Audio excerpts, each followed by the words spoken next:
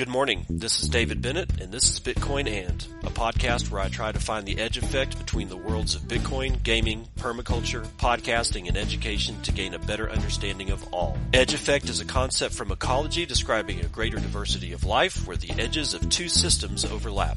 While species from either system can be found at the edge, it is important to note there are species in the overlap that exist in neither system, and that is what I seek to uncover.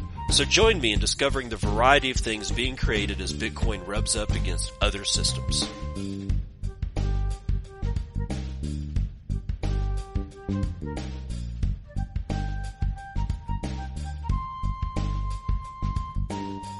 It is 9:13 a.m. Pacific Daylight Time. It's the 17th day of October 2024, and this is episode 975 of Bitcoin And Breaking. Breaking news. The FBI has arrested an Alabama man behind the SEC social media hack and phony spot Bitcoin ETF post. We forgot about this, didn't we? I forgot about it. I completely forgot about it, but the block didn't. Now we're going to find out more from Sarah Wynn talking about all of this. An Alabama man was arrested on Thursday morning after prosecutors said he was behind the hack of the United States Securities and Exchange Commission's social media account that posted a fake announcement about the spot Bitcoin exchange traded funds being approved. Now, is it coming? Is it crystallizing in your head? You remember this? You remember it, huh?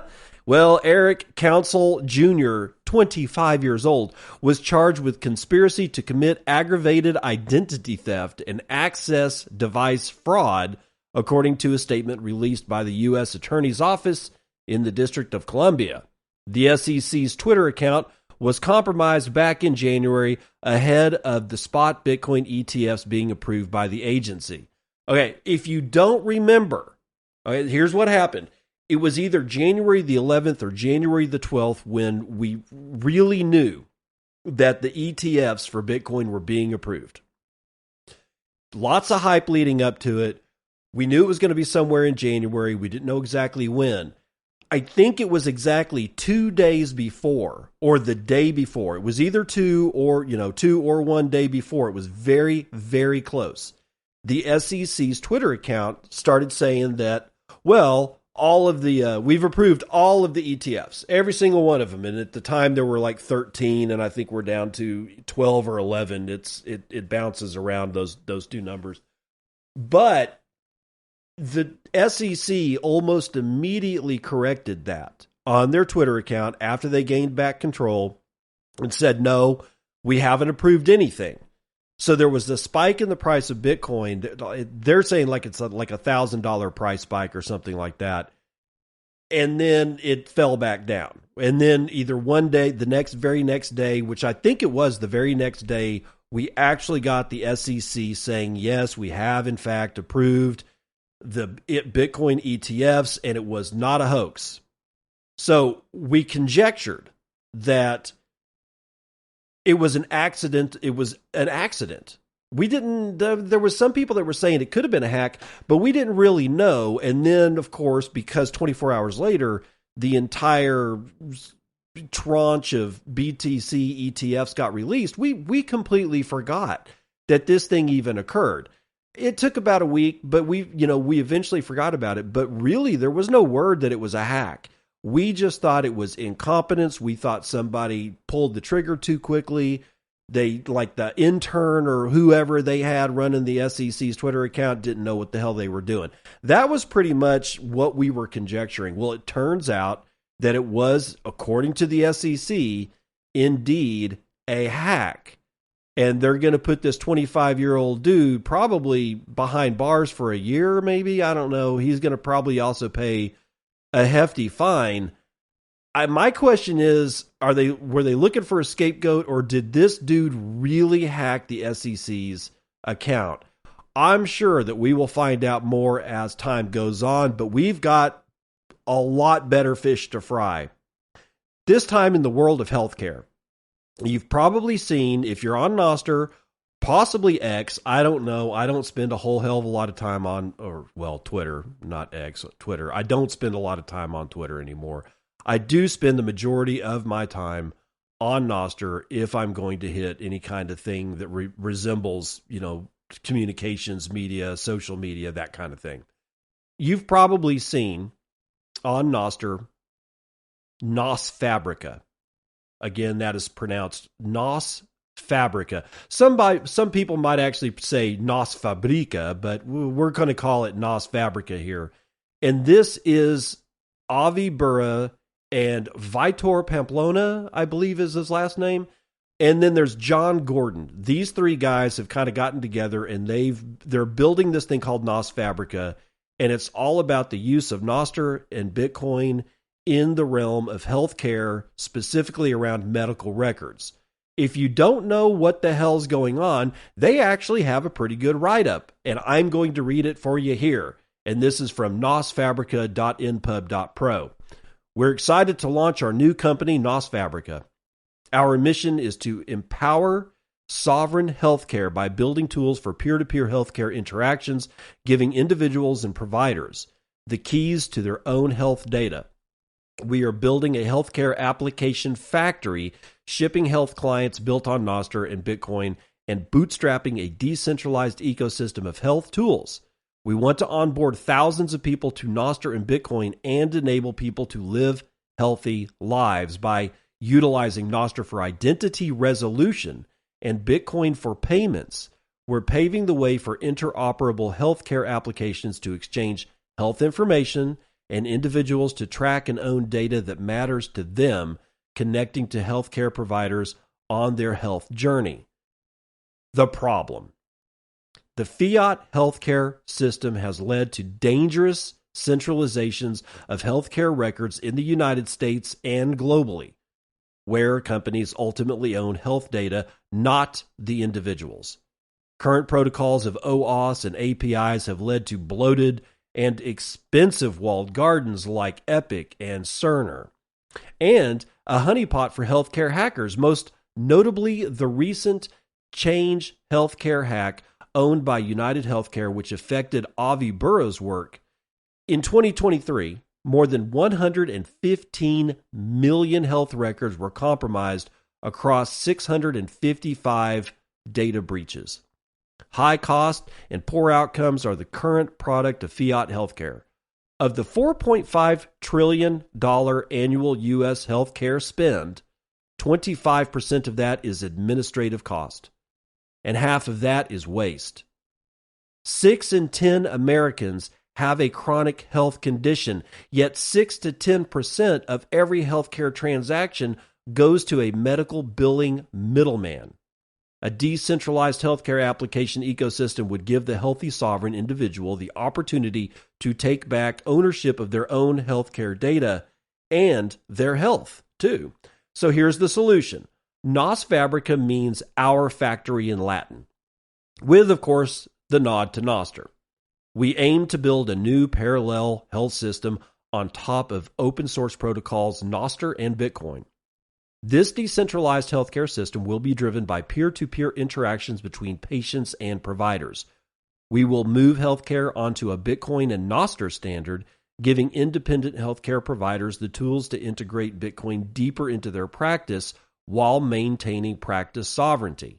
By establishing an open source protocol for the private exchange of health data on Nostr, NosFabrica will set a foundation for a decentralized healthcare system and enable Bitcoin native electronic medical records, or EMR, software clients to be built on top of Nostr. We will cut out middlemen in healthcare and build the tools that put the individual at the center of the solution.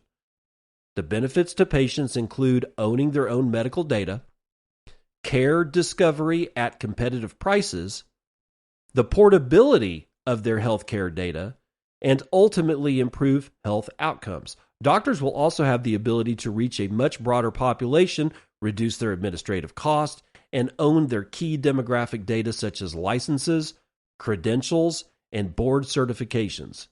Ultimately, we envision a more robust ecosystem of independent providers combating the trend of M&A, mergers and acquisition, and centralization that we see under the current fiat healthcare regime. There are several impacts for the broader free and open source community as it gives tools for individuals with different healthcare use cases to bring solutions to sorely needed applications such as medical consent, data sharing, clinical trials, and public health. Nostr enables the NosFabrica future in three primary ways: identity and access, data standardization, and persistence and availability. So under identity and access, the user identity exists at the protocol layer via your npub insec instead of the application layer. Users can sign into any application connected to the protocol. Users can sign and certify events with their key pair, verifiably demonstrating ownership. Data standardization. We can develop specific Nostr event kinds created for medical data. Vitor has already started by building the NIP82 for medical data. Existing international data standards and formats such as FHIR/HL7 can be wrapped within Nostr events. This structure provides seamless data portability and interoperability across applications. Finally, and third, persistence and availability. HIPAA-compliant, encrypted healthcare data is stored on relays. Only the owner of the data and those authorized by the owner can decrypt or view the data. In other words, selective disclosure, which is a cornerstone of privacy. Boosting the Nostr network effect and flywheel will continue, as there are already 40,000 weekly active users. By building healthcare applications on Nostr, we can onboard more people to the ecosystem who may not be interested in social media. That's a big one right there. I got to highlight that and hopefully come back to it. So here's the call to action. Of course, Nostr and Bitcoin are global protocols and networks that anyone can opt into. While the United States gets a lot of the focus due to its very expensive and extremely complex healthcare system, there may be challenges globally, including healthcare access, affordability, and timely care that we can address with open source tools and permissionless sound money. We'd love to hear from you if you're interested in our mission. Now, Avi Bira is part of the team, and he is an experienced healthcare veteran working as a senior director of product management at Optum, OPTUM. He is also the host of Pleb Chain Radio, a leading Bitcoin and Nostr podcast. With a master's degree in electrical engineering and financial engineering, Avi brings a wealth of healthcare software product experience to NosFabrica. John Gordon, another member of the team, has worked across the healthcare industry, including in provider strategy, payers and suppliers. John has been helping healthcare providers integrate a Bitcoin strategy with his consulting business, Satoshi Health Advisors. He also has a double master's in health economics and policy. Vitor Pamplona is the creator of Amethyst, the top Android client for Nostr. Vitor previously led a company spun out of the MIT lab utilizing VR for eye exams at iNetra. He has a PhD in computer science from MIT. I had no idea that Vitor Pamplona had a PhD in computer science from the Massachusetts Institute of Technology. That's right down the road from Harvard and is essentially MIT, if you didn't know, is sort of the Harvard for science. It doesn't really matter. These three guys together are putting together NosFabrica. Now, what I have highlighted here is this. By building healthcare applications on Nostr, we can onboard more people to the ecosystem who may not be interested in social media. I've been screaming about this forever. Ever since I finally figured out what Nostr really was, it almost immediately became clear to me that this can be used for almost everything. All we did, the only reason that Nostr looks the way it looks right now to us is because the very first solution that came up was being able to get the hell away from Twitter and Facebook and TikTok and all the rest of this crap, where if you said one wrong thing, you were just booted off the platform. We've been you know the argument. I understand that you get it, but it's important to reiterate what's going on here. These are all walled gardens. Nostr was the way to get out of this, but I've been saying forever that that is not the end game for Nostr. In fact, we're just scratching the surface of what Nostr can actually do, and the NIP82 medical records event types prove that. I've been reading through them. These make sense. Like the NIP82, it's available on GitHub. If you go if you go to the show notes, or if you're able to get chapters in your podcast application, the URL to what I just read you is going to be here, and that includes the GitHub repository for the NIP82 medical data event types, and there's two types inside this NIP82. It's like, I think it's like 32.22.5 and 32.22.6 as event types, and it has nothing to do with social media. That's not what Nostr is. Nostr is a communications protocol. How a client decides to wrap the capabilities of that protocol is what gives it its flavor. And mostly what we've gotten is replacements for almost every social media type under the sun.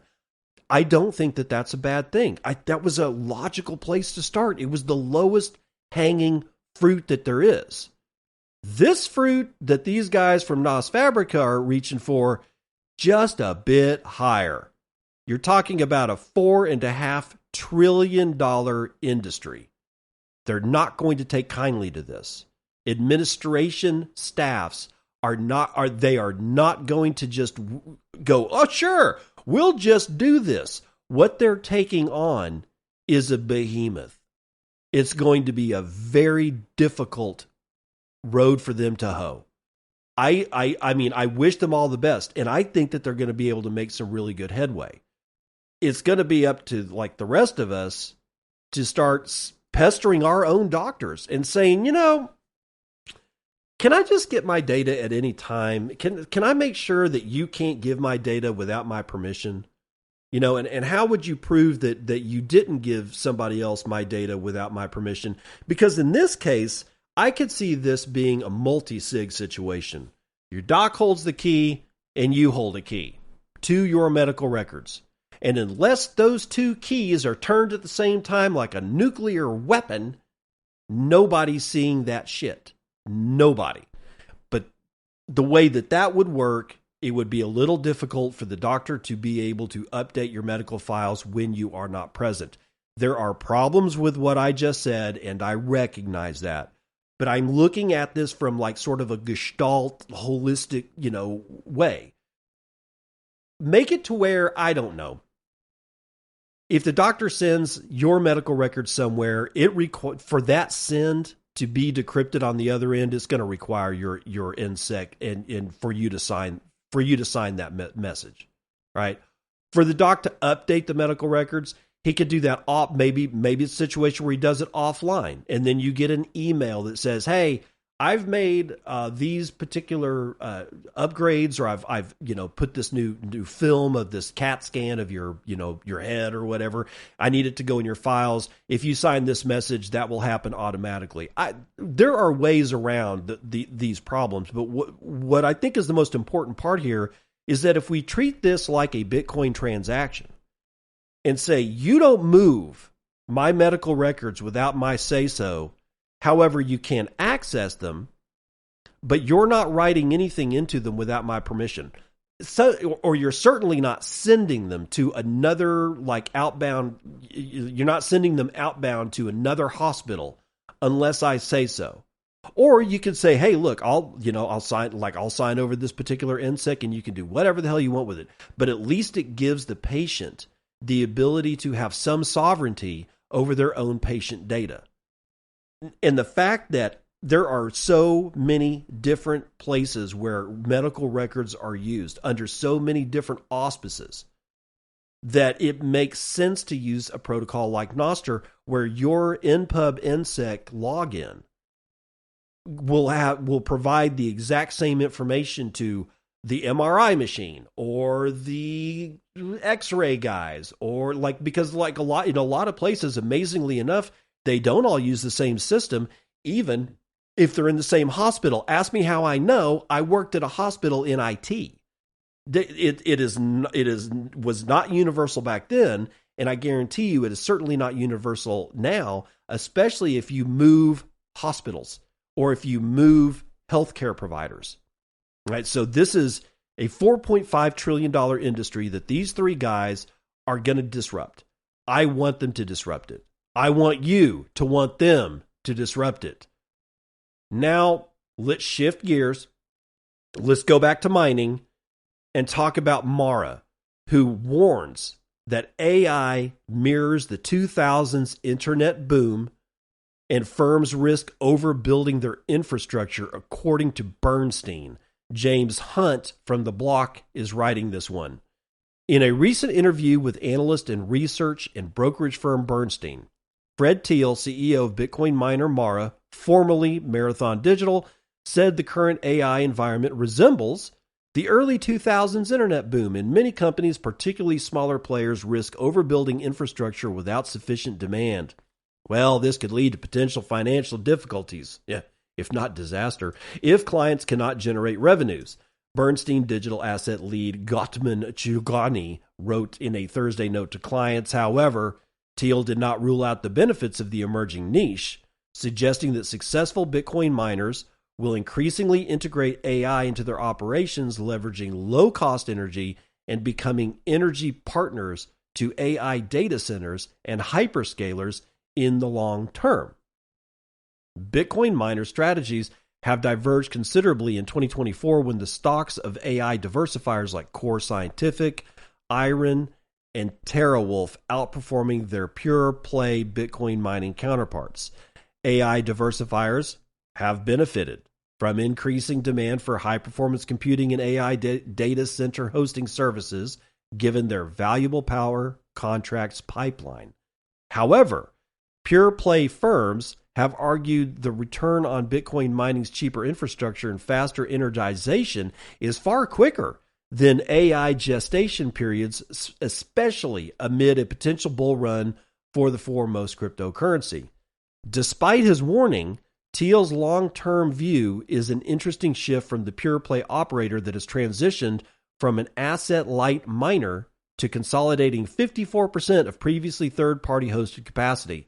It also mirrors recent comments from rival Bitcoin miner Riot Platform CEO Jason Les, who said the firm would be open to considering AI opportunities if the right partner and deal structure came along. On the Bitcoin mining side of things, Thiel said the company's objective was to eventually own 100% of its mining capacity, helping to reduce its cost and improve profit margins. Mara is currently focused on on-site power generation using standard flare gas, or stranded and or flare gas. That gives the company an advantage in terms of acquiring gas at much lower rates compared to the energy grid, saving on cost and avoiding curtailment issues. Quote, "We really want to be able to maximize the amount of Bitcoin we're collecting," Thiel said, "because if I can mine Bitcoin at zero energy cost, my cost to acquire Bitcoin is substantially lower than anybody else in the industry, including Michael Saylor." End quote. Mara also has an ownership interest in the Bitcoin mining manufacturer Auradine, where Thiel serves as a member of its board of directors. Mara participated in Auradine's $81 million and $80 million Series A and B funding rounds and previously acquired $35.5 million in Auradine preferred stock. The collaboration gives Mara access to proprietary chip technology, helping it to develop custom miners optimized for immersion cooling, improved operational efficiency, and reducing reliance on external suppliers such as Bitmain, MicroBT, and Canaan. However, Thiel also acknowledged that modular data centers powered by flare gas were also particularly suited to inference AI as demand picks up over time due to their flexibility and scalability. Mara is also aiming for 50% of its revenue to come from non-Bitcoin mining and offshore operations within the next 4 years, designed to create a diversified technology company that can transform energy into value. Okay. So we began this story with Thiel giving a warning, and I want you to keep your mind on that. Bitcoin miner Mara warns AI mirrors the 2000s internet boom and firms risk overbuilding infrastructure.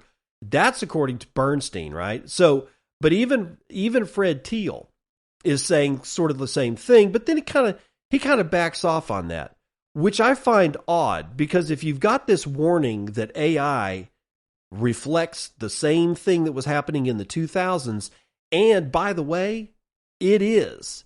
The hype around AI right now, and I'm not saying that AI is a garbage scow.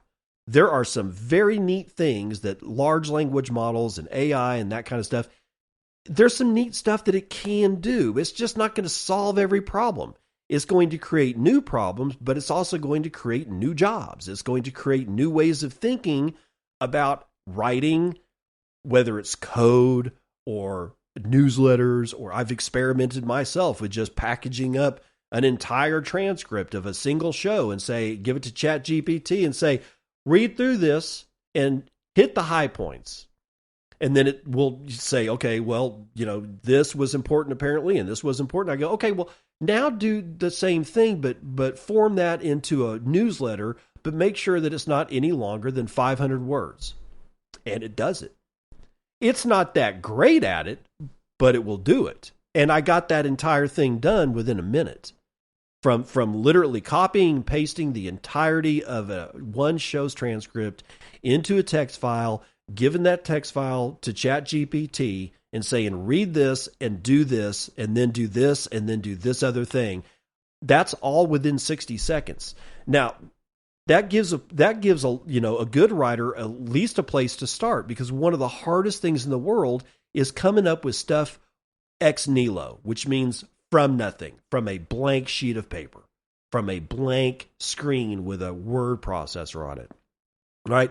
But the way that it's being presented in the news, the hype is so bad that it almost exactly looks and feels like what was going on in the early 2000s, or the late 1990s and the early 2000s, because remember, in 2000, 2001, the entire internet thing, the whole internet companies and pets.com and flowers.com and everything.com, it all died. It all died, and it died hardcore, and it died real fast, and fortunes were wiped out, and people were actually stranded in places like Austin, Texas. They had come out of California and started all these weird internet companies in Austin because, man, Austin was the place to go. And their companies folded up like a cheap suit, and they had nowhere to go. There was no company for them to go back to in California. They didn't have enough money to move back to California, and it changed the face of Austin forever. Because I remember Austin before the internet, and it was a really cool, laid-back place. Now, Austin is not so laid back. You have to actually find it in little pockets. Be that as it may, I find this next story, also from the block, interesting because JP Morgan analysts say that Bitcoin miners face a narrowing window of opportunity to secure AI data center deals. We've got a conflicting set of issues right here.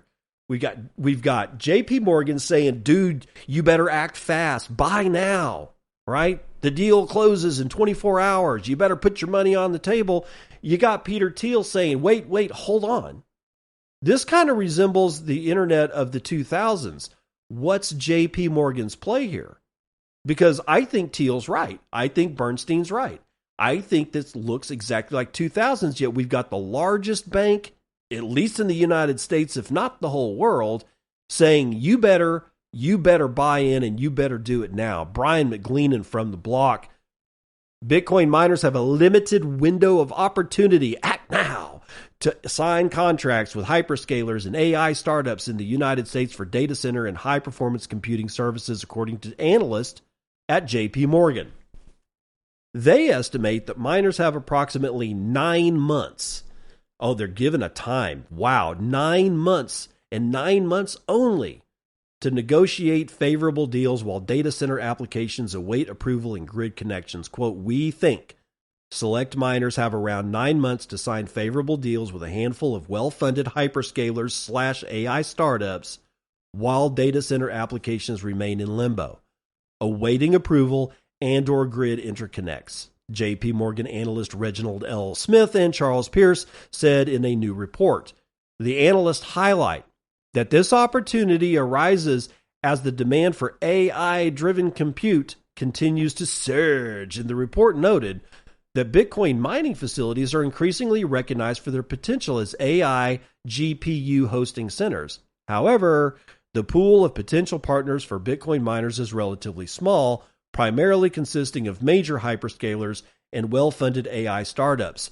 Notably, outfitting a 100 megawatt site with the latest generation GPUs can cost up to $3 billion. That's billion with a B, underscoring the significant investment required. JP Morgan suggests that Bitcoin miners could capitalize on the growing need for high-performance compute hosting centers as they already possess much of the necessary infrastructure. Quote, U.S.-listed Bitcoin miners have access to more than 5 gigawatts of power in the United States, with another 6 gigawatts in various stages of development, the analyst said. In contrast, there is a backlog of more than 12 gigawatts of data center capacity in various stages of planning and construction, and approval and construction of those could take up to 6 years, the report added. The United States has approximately 1,300 gigawatts of total electricity generation capacity, with data centers and Bitcoin mining sites consuming just 2%, or 21 gigawatts, and less than 1%, or 5 gigawatts, of the country's energy, respectively. The report said that the consensus views for NVIDIA and 5 of the largest U.S. hyperscalers and a constrained power grid point to an insatiable demand for data center capacity throughout 2026. You going to believe Bernstein and Peter Thiel, or are you going to believe JP Morgan? Because they're essentially sitting on opposite sides of the fence. They have a completely different take on this. I'm not sure what will happen. AI does have good usage potential, and that usage potential is fairly immediate. Just by logging into ChatGPT, I can do some stuff. I'm not gonna, release a daily newsletter given my transcripts just yet, because it's easier to let ChatGPT go through, figure out what it is that I spent the most time talking about, and say, and I can do that. I can say, given the amount of words written in this transcript about various issues that are in this particular transcript, which one did I talk about the most, and weight that as the most important, and do that. And I can literally write that prompt. That is not a hard prompt to write, right? And so I can get it to do all kinds of neat stuff. But once I get it, I got to rewrite it. That's just kind of weak and cheap and lazy to just let ChatGPT do it all for you. But it's a good place to start. Instead of that ex nihilo I was talking about, blank screen, it's easier to start and say, oh, well, shit, I've got stuff to work with. Now I can revamp, I can rewrite, I can reword, I can do all kinds of stuff. Completely change the tone if I want to. I can do all manner of things. So AI has utility. It does. It's also not going away. This also mirrors the internet of the 2000s. Flowers.com and pets.com did not work that well because you still had to send them a check. You couldn't pay for stuff online. That was a real hindrance, right? In this particular case, we have we could immediately see the inventory of pets.com and see some fancy pictures and know how much shit costs, but essentially it was just a catalog. But AI, it's kind of the same way. It's not there yet, and it will probably crash. When? I think fairly soon. I think, honestly, within the next 9 to 12 months, you're going to see major players file for bankruptcy because they spent all their money, and I think one of them that's on the chopping block is OpenAI itself. They're burning through money at a rate that is unprecedented, even in terms of the 2000 internets, if you adjust for stuff like, inflation, right? But I find I still think that it's interesting that we've got these two voices in the dark, and they're telling, Western man to go left, and the other one is telling Western man to go right, like the old meme. There's some serious confusion about who thinks what, and that's going to be an interesting play to watch. Let's run the numbers.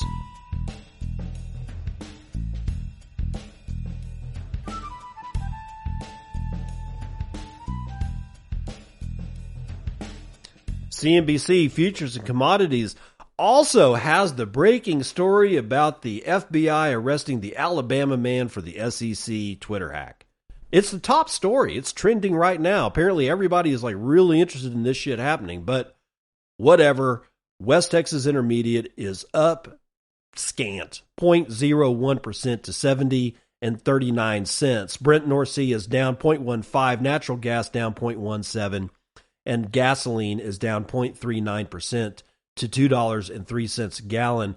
Shiny metal rocks are mostly in the red, but gold is doing well. It's up half a point, breaking the 2,700 mark to 2,704 and 40 cents. Silver is down almost a point. Platinum is unchanged. Copper is down 1.2, but palladium is up 1.5. Ag is mostly in the red today. Biggest winner is sugar, 0.68% to the upside. Biggest loser is coffee, 1.16 to the downside. And livestock, live cattle is down 0.12, but lean hogs are up a fifth of a point. Feeder cattle are moving sideways, down 0.07%. But the Dow is up a third. The S&P is also up a third. The NASDAQ is up 2/3, and the S&P Mini is up 0.13%. We've had some downward pressure on Bitcoin this morning. We are at $67,400. It just flipped over, and it I get distracted. Shiny shit.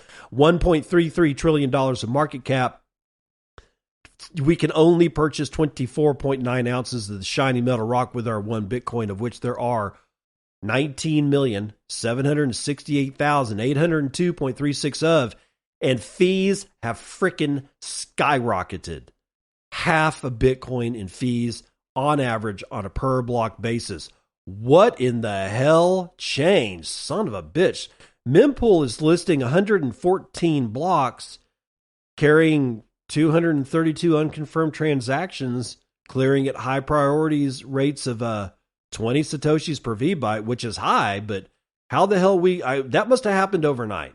We must have had some extremely high fees last night while I was sleeping. Probably why I had 5 nightmares in a row. Who knows? Low priority is going to get you in at 14 Satoshis per VByte. Hash rate is chilling out at 671.3 exahashes per second. And from Black and Tan Bitcoin, I got Dubrovko with 2,340 sats, says cheers.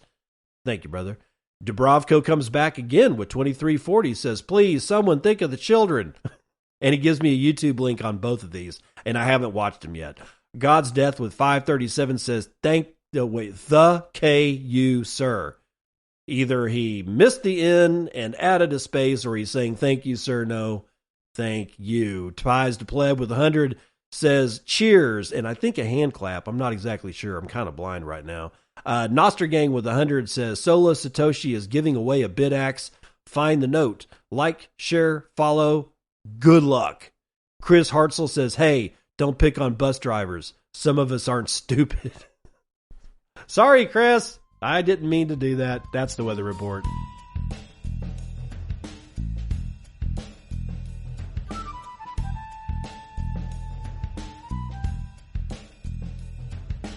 Welcome to part 2 of the news you can use. 4 reasons that Elon Musk's Tesla may have moved $760 million worth of Bitcoin. That may have been what happened last night. God, Musk is spooking the market again.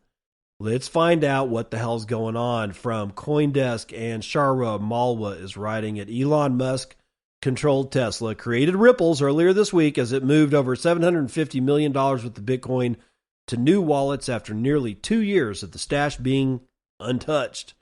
The action sparked conversation around Tesla's intentions and concerns of further selling pressure. The electric car maker, as of the time of the move, roughly 40 hours ago, okay, so that happened quite a while ago, was the fourth largest corporate holder of Bitcoin, Bitcoin Treasury's data showed, with about 10,000 Bitcoin. Tesla accumulated its holdings in 2021 and sold a sizable chunk amid the 2022 bear market. Available data from Arkham Intelligence on the Wednesday move showed the BTC was transferred to new wallets and not to any exchange, alleviating early fears of a sizable sale.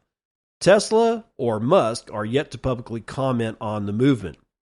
The reasons for now are limited to speculation, and they range from wallet management to restructuring. Crypto quant community analyst Maratun told CoinDesk in a Telegram interview on Thursday. Another possible reason getting some social media chatter could be the consolidation of UTXOs, like the process of combining multiple UTXOs into one or fewer UTXOs, and those can be considered as individual unspent amounts of any token waiting to be used in future transactions. Each UTXO used in a transaction increases the transaction size, which can lead to higher fees because miners charge based on the data size of the transaction. Consolidating those leads to fewer inputs for future transactions, potentially reducing the cost and increasing the speed of a larger transaction in the future. Well, here's the thing. If we know these wallets, then we can see these transactions, it's easy to spot a consolidation transaction. You've got a lot of little UTXOs getting combined into one great big UTXO, and this story says nothing about somebody saying that's in fact what happened. It's easy to see. We know Tesla's wallet address. We know where shit moved. Just look at the transactions. Was there a bunch of little little UTXOs that were combined together? If so, that is a consolidation event. If there's a huge UTXO and it splits off into a whole bunch of little tiny UTXOs, but there's a whole, big, remaining UTXO left over, but there's like 40 payouts, those are probably minor payouts. I mean, these things, we know what these things look like. There are patterns, and humans are the best pattern recognition machine ever to happen in the universe, right? So there's some other reasons that this could have happened. Compliance or possibly internal audits. Tesla may transfer the Bitcoin to meet accounting or legal obligations related to reporting or possibly internal audits. Number 2 reason, Tesla likely uses multiple wallets for operational purposes. Why? They don't actually operate with Bitcoin. This doesn't seem likely because the newly created addresses use similar pay to pub key hash addresses. Well, whatever. Okay. Maybe it's restructuring. This could be part of a strategy to reorganize Bitcoin holdings in anticipation of future sales or loans, similar to movements seen with Mt. Gox. However, that speculation should be avoided until there is evidence of a sale, such as a transfer to Coinbase, and for now, that's not the case. So why do I think he happened? Because he wants to pump Doge. He wants to scare the living piss out of everybody, and everybody, like not everybody, but there's many people in the Bitcoin community, many holders that have weaker hands than you can possibly imagine. They get spooked for no reason whatsoever. And Elon's not stupid. He knows that. And when he did that, you know what happened? He also, if the timing is what I think it is, when he moved these coins, he also sent out a tweet somehow or another pumping Dogecoin. So Dogecoin pumped yesterday around 10%. We're seeing some weakness in the Bitcoin price since last night. All Elon Musk has to do is rattle your cage and Bitcoin just spills out. It's so easy. It's just that easy. Okay, wait a minute. I just screwed up something. I need to get this story back. I accidentally closed something out. And it is Christopher Rourke from Cointelegraph telling us the 5 reasons why Trump's World Liberty Financial Token crashed and burned. Now, I don't know if it actually crashed and burned, but it wouldn't surprise me. Let's find out what's going on here. Former President Donald Trump's token launch was something of a flop. On October the 16th, yesterday, former President Donald Trump launched his World Liberty Financial Token. The token's website claimed that it would allow investors to gain voting rights over a future decentralized financial protocol. However, after nearly a full day of trading, the token sales have been tepid. As of 10 a.m. UTC, October the 17th, the token's website shows that only 848.63 million of the token, which is about $12.7 million worth on its pre-sale price, has actually been sold, leaving an additional 19.1 billion coins. Billion. Wow, that's $287 million worth unsold. The amount sold on the first day constitutes just 4.24% of the total amount of coins minted. But why did the token flop? Here are 5 causes. There were limits on who could purchase Trump's token. Okay, that makes sense. Number 2, the token is not transferable, nor is it tradable. and then the website crashed. Oh, that's not very helpful. And people think it's a grift. Why wouldn't you? Why wouldn't you think it's a grift? It's a shitcoin. This is the dumbest thing that I've seen Donald Trump do in the presidency. This is like Kamala Harris telling whoever it was that was interviewing her that she wouldn't have changed a damn thing that Biden did. He's got like a 40% approval rating. It's one of the lowest approval ratings in the history of U.S. presidents. There's not a lot of people that like Joe Biden at this point, and she's like, nah, man, I would have done the exact same thing. Are you shitting me? You're saying that you want a 40% approval rating as the president of the United States on day one. That's what this is like. Why on earth would you risk? Would you risk it? Why would you risk doing this? This is the thing from Donald Trump I don't understand. It's a bad choice. It's a bad choice. And finally, the buying process is apparently very tedious. And there are whole sections of text that go along with these 5 points. But do you really want me to read them? I think not. That's all we need to know. This is the website's crashing. You can't transfer it. It's not tradable. There were limits. Even under what I know of past ICO sales, this is a shitty ICO sale, man. Good luck, brother. Whatever. Maybe he'll do better in the elections than he did on his token sale. But Electrum 4.5.6 has been released. Testnet 4 and new hardware wallet support. Electrum is a lightweight Bitcoin and Lightning wallet for all desktop platforms as well as Android. Sorry, iOS. This release integrates Testnet 4, adds support for TreasurSafe 5 and Ledger Flex devices, and brings the ability to export multi-sig wallets over to Coldcard with USB alongside multiple bug fixes and improvements. Android users can now see seed phrases and wallet details and adjust screen brightness when displaying QR codes. Nice. So there's that. If you are an Electrum Wallet user, you may want to go check that out. ESP Miner version 2.3.0. Improvements and bug fixes. Now, this ESP Miner, this is an open source firmware designed to run on the BitAxe version 2 plus machines. So we're talking a little bit just about, we're talking about BitAxe as well as this ESP. So the new BitAxe firmware ESP Miner 2.3.0 have been released. A lot of bug fixes, so make sure that you go give it a try. All single chip hardware versions are supported, announced Scott 9000. The update sets the default CPU frequency to 240 megahertz adds Stratum fallback support, introduces separate network and regular settings in the UI, fixes firmware error handling, adds overheat mode alerts, and includes many other fixes and improvements. Quote, huge thanks to the crew at Open Source Miners United for the contributions to the release. Open source wins, added Scott 9000. There is a whole laundry list of things that have been fixed or added, and I'm not going to read them. Well, I'll read the first few. Allow the password. Okay. It literally says allow the password. Password by E. Anderson in 347. Allow connecting to open Wi-Fi networks. Oh, I kind of don't like that. Web UI fix for power watts circle visualization. Version mask. And dude, there's like 50.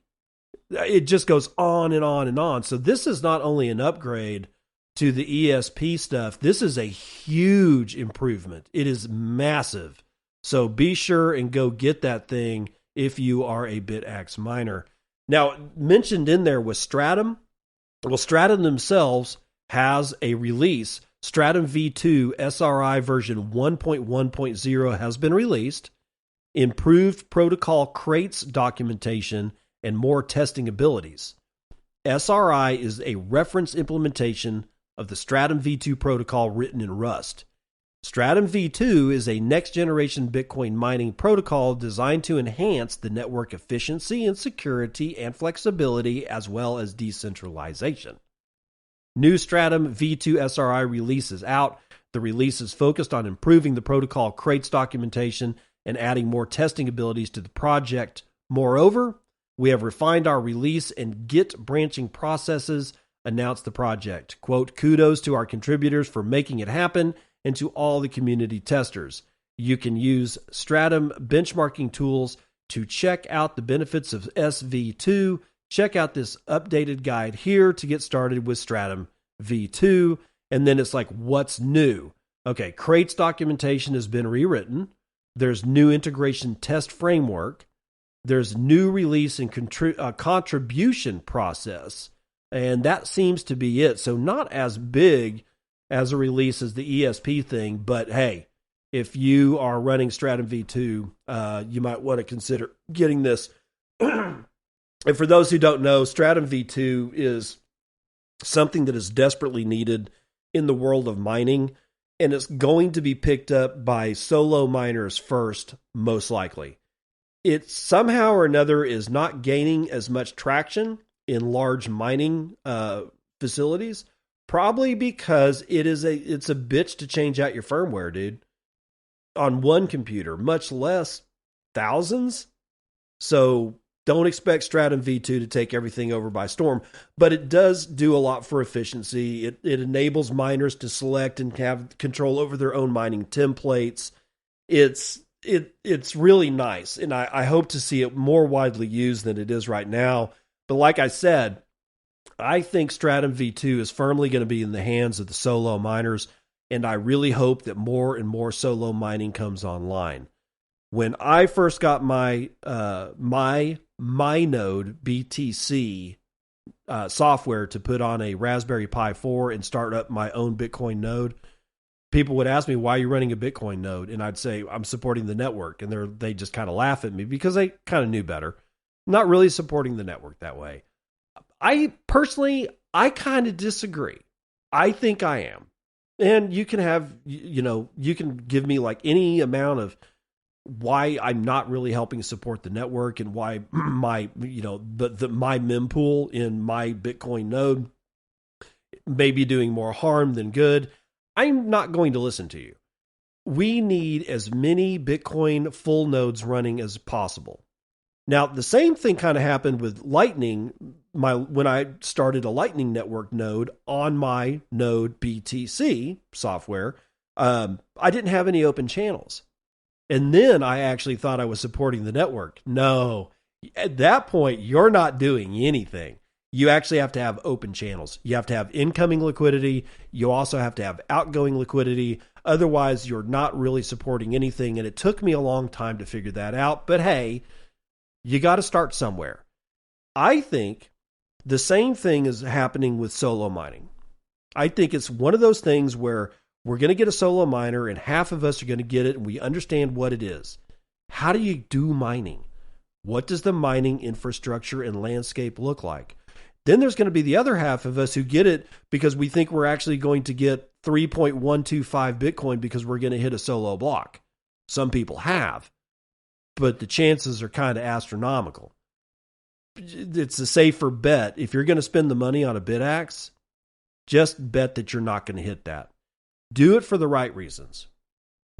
Use it as a learning tool to figure out what the landscape of mining actually looks like. You only need this one little thing. It makes almost no noise. It doesn't get that hot. It doesn't take that much electricity. And yet it puts you in the same position as if you had 1,000 miners in a rack and had the one thing that you won't learn how to do with the BitAxe is negotiate an electricity contract with the provider. You're not going to be doing that. You're just going to plug it into your wall outlet. But how to switch pools, how to solo mine, use Stratum v2, what templates are, it'll get you into all of that for I think $300 to $400. I don't know what the newest one, the Gamma, costs, but let's just say $400. I spent $900 or somewhere between $700 and $900 on my Start9 compute node, right? And I had just decided that my Raspberry Pi was just getting too slow. The time chain was getting, especially after ordinals and inscriptions and all that crap, it started getting real slow. So I was like, you know what? It's time. And I plopped down the money. I'm going to plop down money for this BitAxe. When there's enough Gammas that are online, yeah, you're damn right, I'm going to buy one. And it's not because I'm going to be, quote, supporting mining. This one is going to be because I want to learn about it. And I don't want to have an S19 screaming its ass off in the back room, making my wife pissed off at me. I don't want to do that. I want to have a nice little mining experience so that I can learn how this shit works. And that's what I think is the third rail. And what I mean by third rail is that Bitcoin full node, which you need to be able to run the second rail, a full Lightning node with open channels that have incoming and outgoing liquidity, and Bitcoin mining is the third rail. I think, in fact, what I'm waiting for here is for Start9 to offer a power supply that's enclosed within a chassis that allows me to plug in different Start9 modules. Just have a rack of 5 server ones that are all enclosed in this one thing that I put on the shelf. It's got a single network connection to my router. It's got a single plug that goes into my wall, and one whole node does nothing but a Bitcoin node. And another entire node does another Bitcoin node and maybe a Lightning node. While another node has nothing, or another one of the Start9s has nothing to do with Bitcoin at all. It's just storage for pictures and documents that I share with my family. You see how this works? Because I think that we're kind of headed here. I think we're headed in this direction. I think we're headed in very small servers that serve particular purposes that can be run by a single or a couple of family members that services the entire family for well under, $1,000. Well, let's call it $5,000, right? You can do most of this with just a single server, with a single Start9 like server 1 or server pure or whatever. You can do most of that shit. But if you're like a geek like me and you don't mind spending a few extra dollars, you might want to separate some of this out. I'd love to be able to plug a BitAxe miner that has a form factor that conforms to a Start9 spec that allows me to shove that son of a bitch right alongside my Bitcoin node. And it has the ability to get new air and vent old hot air, right? I would love that. To have a space that's got seven spaces. If I want to fill them all out, I could spend up to $5,000. If I only want to fill 3 of them out, I can still be under $1,000 and still have a Bitcoin node, a Lightning node in place for all my pictures, possibly Bitwarden going on. I want to see that product live and in the wild. But back to the BitAxe thing. I haven't seen very many people laughing at other people who have said that they bought BitAxes lately. I hope I had a hand in that. Please stop making fun of these people. Let's all learn how to mine. That way, if something bad happens to the big miners in the world, we know how to mine. We're not left with our, thumbs up our butts or standing around trying to pound sand. We actually know what to do. We may not have the hash rate that was once there, but we can still secure the network because we're competent in mining, and we can have like people like BitAxe and Scott 9000 to thank for that. All right, so that's the spiel. That's all I got for today. I am hungry, I am thirsty, and I'm going to see you on the other side. This has been Bitcoin and I'm your host, David Bennett. I hope you enjoyed today's episode and hope to see you again real soon. Have a great day.